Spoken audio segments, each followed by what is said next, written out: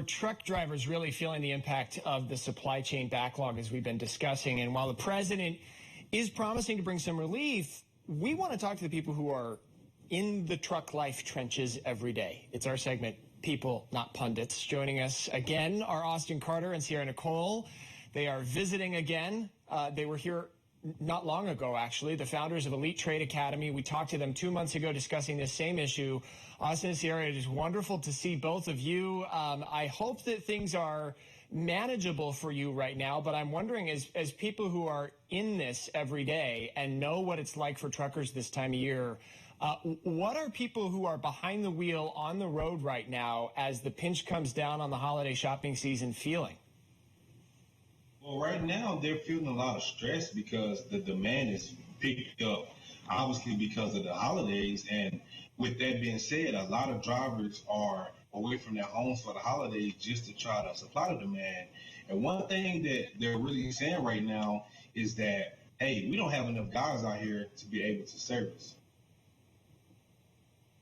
Yeah, and I know that, it can be sort of stressful on the road when, as a driver, when you are surrounded by a bunch of 18-wheelers, but knowing how important their work is to getting us what we want. I'm just sort of wondering, as we're driving on the road this season to get where we want to go, how we can sort of aid in helping drivers get where they want to go. Can you give us some kind of tips and tricks of what we can do to help the drivers out?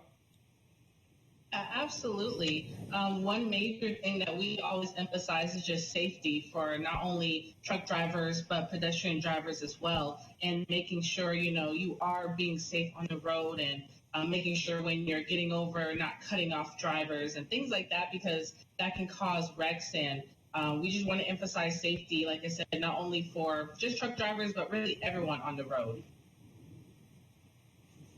So do you suppose, based on where the industry is right now, I know that there's a shortage, but when I go online tonight and frantically order everything on my list last minute because I never plan ahead, and I'm sure I'm not the only one, is the industry in a position right now to get people what they're ordering to support that kind of demand, or is it simply that it's too little too late and at this point you're not going to get everything on time?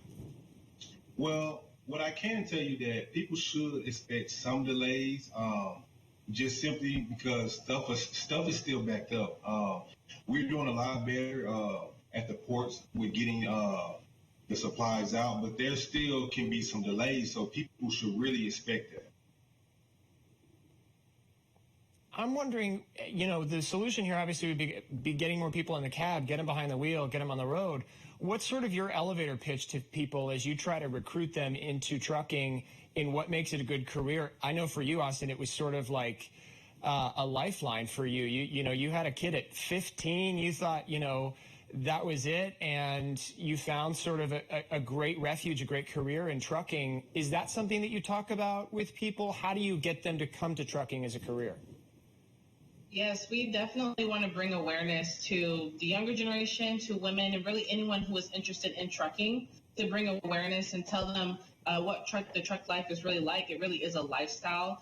And with Elite Trade Academy, we have now also launched a nonprofit, Elite Trade Institute, to help underserved communities obtain their CDL and give them the financial education and business education to be successful on the road outside of just being licensed. Austin, has there been sort of a journey for you through trucking into sort of this sort of management that you're doing now? And was that sort of an unexpected route for you? Because I know that, a lot of people, especially when times are tough, end up doing something they never thought that they would do, 5 or 10 years ago. Yeah, sure. This has been a passion of mine for a long time now. Truck driving for me has changed my life. It had made ways so I can take care of my family. It made ways so that I can also educate others. So this has been a blessing in disguise. It's something that I always knew I was going to do. In the trucking industry, we need more leaders to be able to guide, especially the youth, to get in this industry and to be able to help resolve some of the driver shortage issues that we have today. Sounds like maybe there's some red tape that's getting in the way of enough drivers coming into the industry. Yeah, for sure. A lot of it is a lot of marketing. If you look now, there's not a lot of advertisement to get a lot of the younger generation to fill the void, and specifically women. You don't hardly see any commercial or advertisement towards women to be able to get into the industry. Now, when you think about the traditional truck driver, you might think about a male and you might think about a physical industry, but the industry is really tailor made for anyone, especially women, to be able to get in and take advantage of all the opportunities here. Yeah. Well, Austin Carter and Sierra Nicole, you're doing important work, and I appreciate you talking to us about what's going to help solve some of this, because a lot of us, and I know you're probably included, anxiously awaiting all the things that we bought for those we love and care about this season. So thank you for joining us and helping us understand this. I appreciate it, guys. Thanks for having us. Thank you.